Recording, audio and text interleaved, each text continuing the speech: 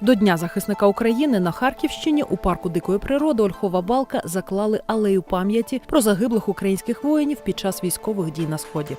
І свято захисника вітчизни – це не просто повод зібратися і не просто повод сказати декілька слів.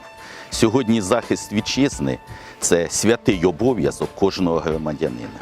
1000 дерев нагадуватимуть про мужній подвиг українських воїнів, які віддали своє життя, захищаючи нашу державу. Їхні рідні зі сльозами на очах шукають імена своїх героїв.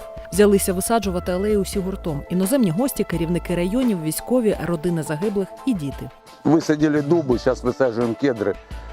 Они еще проживут там столетиями. Нас не будет, а хлопцев будут помнить. Алею освятили, встановили хрест та провели молебен. Хрест – це сама велика сила в світі. Велика сила проти видимого і невидимого врага. Ти проснувся ранком і подумаєш, що ти зробив для своєї держави, для України. І треба починати з себе. Не показувати пальцем, що то не такий, то не такий, то не такий.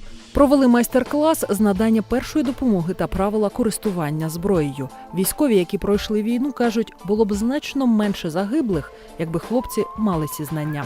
Патриотически должна быть настроена молодежь, но она должна быть подкована и готова, потому что все в мелочах, там, оказать первую помощь, там, перебинтовать рану. Якби раніше було таке у нас виховання, то я думаю, що, мабуть, не було того, що зараз відбувається в країні.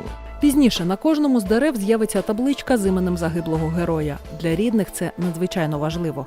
І вони піклуються, щоб кожне дерево прийнялося, і пам'ять про героїв жила століттями.